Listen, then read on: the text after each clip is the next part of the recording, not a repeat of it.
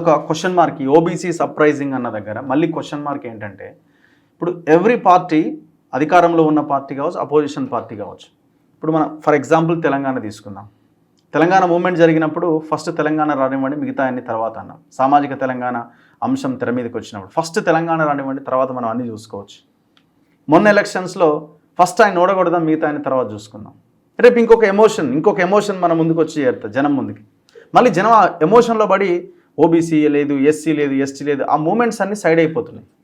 అవి నేనేమంటున్నానంటే, ఇందాక చెప్పినట్టు ఈ మూమెంట్కి కావలసినటువంటి ముడిసరుకు ముందు లేదు.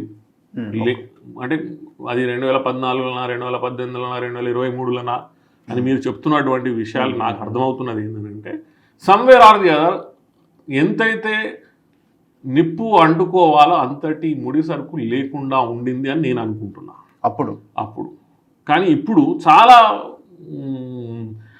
అంటే ప్రజలలో, ఓబీసీలలో, బీసీలలో, యువతలో నేనేమన్నా ఒక వర్డ్ యూజ్ చేసిన యాస్పిరేషనల్, అంటే మనకి మన భావోద్వేగంతో కూడుకున్నటువంటి ముందు నెక్స్ట్ లెవెల్కి వెళ్ళాలన్నటువంటి ఒక ఆలోచన విధానమే యాస్పిరేషన్. అంటే నెక్స్ట్ లెవెల్కి పోవాలి, నేను ఈరోజు ఇక్కడ ఉన్న నెక్స్ట్ లెవెల్కి పోవాలి అన్నటువంటి ఆలోచన విధానం ఏదైతే ఉన్నదో అది ఈరోజు మనం బీసీలలో, ఓబీసీలలో ఎక్కువ చూస్తున్నాం. సో దీన్ని ఏంటంటే, ఈ మూమెంట్ని ఒక నిక్కచ్చిగా ఒక రిజల్ట్ ఓరియంటెడ్ దిశగా మనము తీసుకెళ్ళగలుగుతామా లేదా అన్నదానికి దీనికి కావాల్సింది ఏంటంటే పర్యాప్తమైనటువంటి మంచి లీడర్షిప్ ఖచ్చితంగా రావాల్సినటువంటి అవకాశం ఉన్నది. అండ్ దీన్ని మనం కొంచెం లేట్ చేయొచ్చు, కానీ ఖచ్చితంగా జరిగేటటువంటి అవకాశాలు మనకు కనిపిస్తున్నాయి. లేట్ అవ్వచ్చు కొంత, ఓకే, అది 25-29 లేట్ కావచ్చు, కానీ అది 33-34 వచ్చేసరికి ఖచ్చితంగా జరుగుతుంది. ఏదో ఒక సందర్భంలో బ్లాస్ట్ అవుతుంది.